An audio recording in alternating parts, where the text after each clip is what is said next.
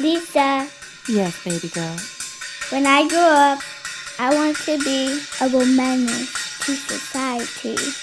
Then so shall you be. Hey, this is Lisa Landry. Welcome back to A Menace to Society. I am so thrilled about this week's guest. I have such respect for her. She is the first African American woman to represent Georgia in the U.S. Congress, first elected in 1992 and elected a total of 6 times, a very vocal critic of American policy in the Middle East, a celebrated author, and to use a quote, has made a career of speaking her mind and challenging authority. Please welcome to the podcast, Dr. Cynthia McKinney. Well, thank you so much for finding me. Found me on Twitter. I love your Twitter. Direct messaging me. Yes, I love your Twitter, and thank you so much for getting back to me and being my guest. I have such respect for you. You're one of those people that just tells the truth and you speak out, and for that you've been branded controversial. Yes, and put on a list where it's very hard for me to keep a job too. But it goes with the territory. I remember reading that John Salaita, who was the professor he was about to become a professor at University of Illinois, and he sent out a tweet that cost him his job, and so he went from professor to bus driver. So, to school bus driver. So, Wow. You do what you can, and you understand that there's always going to be some blowback. When you speak truth to power, power will resist and respond. Yeah, I've spoken to a lot of activists who end up very much financially what's the word I'm looking for? Annihilated for speaking truth. You will be blacklisted. Yes. You will be driven out and ostracized. And yet you keep coming back. You're like this cyclone of badassery that's like, well, what about this? Well, why did this happen? Let's get an investigation going over here. And you were very outspoken about 9/11. Yes, that's right. And the reason was because the government narrative just didn't add up. Well, now, here's the thing. But when I got elected to the Congress, I already had a history, and that was my problem. So I had studied, not in an academic setting, because these kinds of things are not taught in universities, but I had studied the COINTELPRO program of the United States government, mainly orchestrated by the FBI, but also the CIA was involved as well. And having been raised as a Catholic, I paid attention to, even though I was very young at the time, I paid attention to the election of John Kennedy because it was the first Catholic president, and there was this really heated discussion about whether or not he would be loyal to the U.S. Was it possible for a Catholic president to be loyal to the U.S. instead of having a primary loyalty to the Vatican? That was what was basically argued and debated at the time. And then, of course, with the assassination of Bobby Kennedy, that was the first time that I literally shed tears over a political assassination. And so I became, I became curious. I won't say fascinated, but I became curious about the U.S. role in targeted assassinations at home and abroad. That took me to a reading of the COINTELPRO papers. And the book by Jim Vanderwall and Ward Churchill, basically, I wore the pages of that book out. I carried that book everywhere with me because in every instance that I confronted politically, there was a precedent that had been set during the COINTELPRO era. And how do we know about COINTELPRO? We know about COINTELPRO because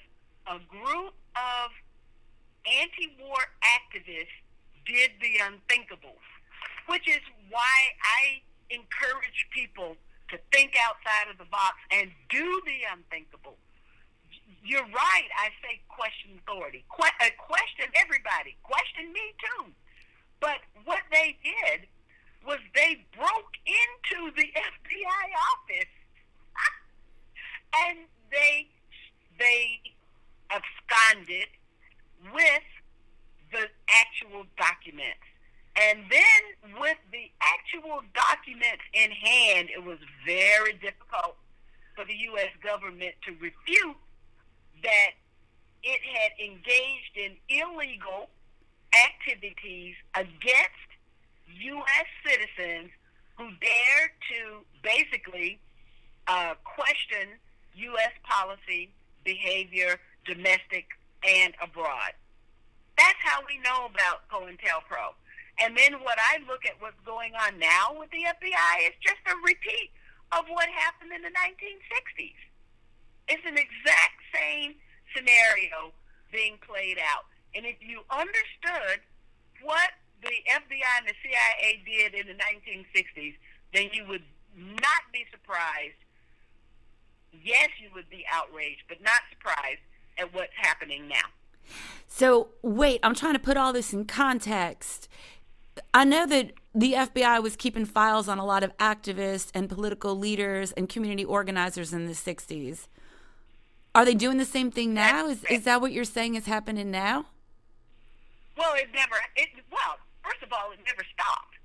And so then, of course, you had, so there were the exposés. So you had the book that had the actual documents because they were very difficult to get a hold of at one point. So you had the Vanderwall Churchill book, the COINTELPRO papers, and then they followed it up with another book that was entitled Agents of Repression, and they focused strictly on the COINTELPRO against the American Indian movement.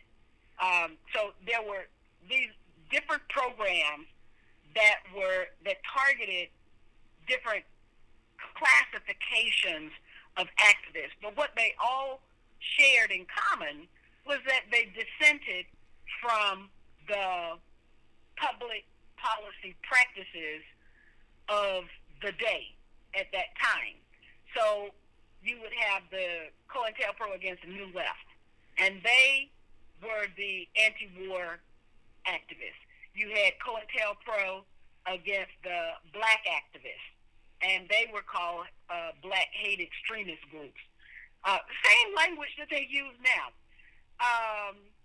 They had a COINTELPRO against the white nationalist organizations, which basically meant that the FBI had infiltrated all of these organizations and put their operatives inside these organizations, and that's why they actually produced a methodology of repression against the activists of that day.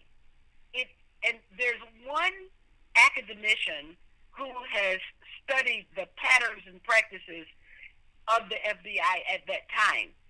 And what he found is that they used infiltration more often than not. And why? Because it worked. They were always able to find someone who was broke enough, unprincipled enough to take government money and then betray the movement that they ostensibly were a part of and supported. And that happened at every turn. It happened internationally as well, like, for example, with the Red Brigades and Operation Gladio.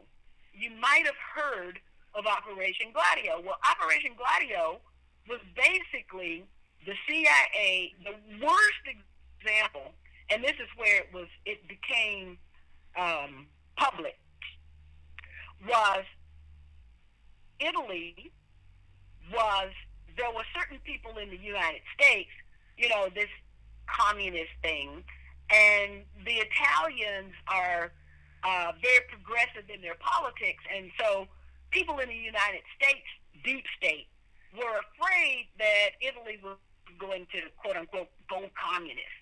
And so what they did was they infiltrated the Red Brigades. They orchestrated a strategy that they call the strategy of tension. And so the Red Brigades were a left-leaning organization that was fighting for, just a wholesale change in the behavior of Western countries, and Italy in particular. And so, with the whole colonialism, all of this things that we, take for granted now, but that were of historical importance at that time. Okay, so the Red Brigades were fighting the wars and all of that, and so they were doing things like violence. They resorted to violence, and the violence was targeted. So the CIA came up with this plan to make the violence not targeted, but generalized to the population. The CIA infiltrated the Red Brigades to the extent that the Red Brigades were actually controlled by the CIA. And the CIA then was doing these things, committing violence and a level of destruction that was taking place, but that the CIA was actually doing in an undercover manner. The destruction that was being carried out was actually being done by the CIA and not by the Red Brigades. Okay, so they put plants in that they were the ones perpetrating the bad stuff and the violence, but they were actually CIA and not Red Brigade. Exactly. Okay. Exactly. Well, I don't doubt that happened, but you get labeled a conspiracy theorist because you uncovered an actual conspiracy. Is that what happened? Kind of, sort of? Would people get branded this way? Well, no, people wouldn't be branded as a conspiracy theorist because the conspiracy was proven. And so an inquiry was held in Italy. This is how this all became public knowledge, was that the violence, the escalating, spiraling violence was investigated by a judge in the Italian judicial system. So the judge was charged with investigating what was happening with this violence that was taking place in Italy. The result of the investigation was that this was a strategy of tension implemented by the CIA against the general population for political purposes to prevent Italy from becoming a leftist state.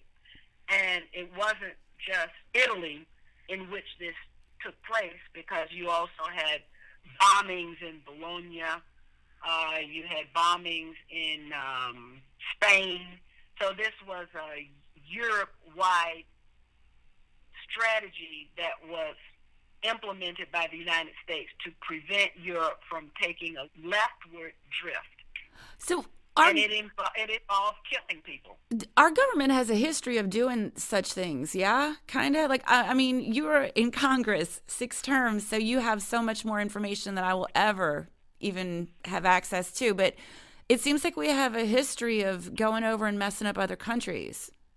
Yes, absolutely. And in fact, if you go and you look at the COINTELPRO papers, if you look at, the COINTELPRO papers are the real-time communication that took place between and among different government offices. That's the COINTELPRO papers. So, for example, when Malcolm X was assassinated, you get a document that says, we are happy that Malcolm X is dead. And, so that's a document that exists within the COINTELPRO archives. So it's an actual government document that states that we as a government, as a nation, are happy that Malcolm X was assassinated. Yes, that's correct. And these things are, people can go and find these documents online at this point because Congress people such as yourself have pushed for this information to be public. Not COINTELPRO Yes. papers necessarily, but I know that you were hugely instrumental in pushing for the release of information regarding Tupac Shakur's assassination. That's correct. That's absolutely correct. And And why so- would you do that? Now, you're a congresswoman. Why would you be interested in that information? Because, anytime the United States government violates the Constitution, I'm concerned about it. I want everybody's rights to be protected, and I think that there's something called rule of law, and the law is the Constitution, and so, therefore, if we're going to have rule of law, then we need to respect the Constitution, and the Constitution needs to apply to all of us. I agree with that, and I want to thank you so much because it seems like a lot of our elected officials don't agree with you. Like just kind of. That's exactly right. They just, it's amazing how far away from the actual rule of law we have become. It's amazing to me, and what's also amazing to me is that political leaders can lie and they're not held accountable. I want to talk with you about lies because you've written that the media is a partner of government deception. It seems like we're being lied to a lot by people that we trust, by resources that we thought were valid and honest. What's going on with that? Well, that's a good question because, if you look back and say, well, what was the deception that took place that resulted in U.S., well, the U.S. might have bombed Iraq anyway, but the Congress authorized the bombing of Iraq, So what were the lies that led to the congressional approval of the Executive Act? And basically, we know the lies were 935 times the government lied to the people about COINTELPRO, what's happening now with the wars. 935 lies. So you are well aware of and trying to wake other people up to how we are being manipulated. Does that inform your books when you sit down to write? Well, you know what? Yes. Let me also just make something really clear to you because how important the lies are. So I was targeted for elimination from the Congress, and that was because I had a very clear record, and this is by the Democratic Party now, because I had a very clear record of voting against the wars. In fact, in many instances, I was the only one who voted no, particularly on the Armed Services Committee. When I was on the Armed Services Committee, I voted no for all of the wars and the Pentagon budget being so big, too. So the Democrats knew that I was going to vote no, and so they targeted me and replaced me with a puppet who would vote yes for the wars. Now, why is this important? It's important in 2019 because we're still talking about trying to stop the wars. But if I had been able to remain in the Congress and vote no, you know by how many votes the war funding bill actually passed? No. Exactly the number required to pass a bill, which means that if I had been in the Congress to vote on continued funding for the Iraq War, the bill would have failed. One vote. The bill would have failed, and we would be talking about health care, education, infrastructure investment. We'd be talking about other things other than stopping war crimes and the wars. So one of the So major reasons they took you out is because you would have voted against all this destruction and chaos. That's exactly right. And that was done by the Democrats. It was done by Rahm Emanuel on behalf of the Democrats. Came to my home state of Georgia and found someone black to run against me so that they could continue the wars. That strategy worked, and we're still engaged in these wars. So, wow. So that must be one of the reasons why you co-authored. You've written so many wonderful books, but I know you co-authored "We Are Change: The Global Truth and Liberty Movement." Is that based on those experiences like that? It's absolutely based on those experiences. And so when when Barack Obama said we've got to go bomb Libya, I went to Libya. And I didn't go by myself. I went with some other journalists. I was able to find funding from a friend who sponsored some other journalists to go. And we went there during the bombing. And that resulted in the book Illegal War on Libya. And then other people decided that they wanted to hear more of my story about, what was going on with me in Congress. And so I wrote Ain't Nothing Like Freedom. That was my second book. And then after that, just last year, the book How the U.S. Creates Shithole Countries. Well, that's what our president calls some of the countries. And it's basically U.S. policy that creates these conditions, and I wanted to make sure that was put on the record, that countries have very little to say in how they're treated and how they develop or don't develop when they've got bullying tactics by the United States and the Western European countries to deal with. And so then you look at a country like Ukraine, and what I have discovered is that there's a pattern. So you get a country that's wealthy or that you can sell as a geostrategic asset for the U.S., and we've got to have this country. So you target the country, and then you find people inside that country who will do business with you, and you make them the shadow, quote unquote, shadow government, and then you have a regime change war, and you put the shadow government in power, and then what do? Those people in the U.S., they get contracts, and that's what has ensnared Hunter Biden, Joe Biden, Nancy Pelosi's son. All of them were involved in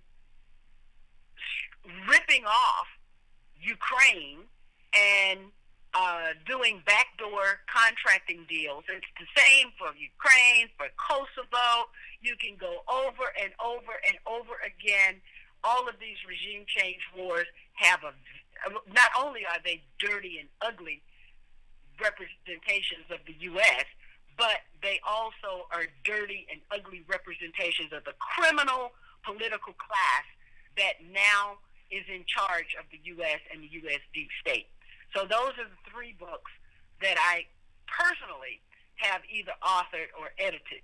And then, of course, there's my 911, which was the start of it, which really got me into trouble.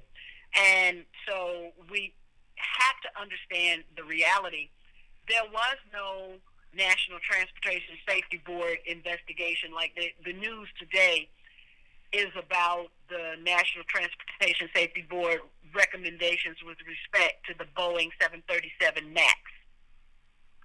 The National Transportation Safety Board has the independent authority to investigate and then demand changes be made on behalf of public safety.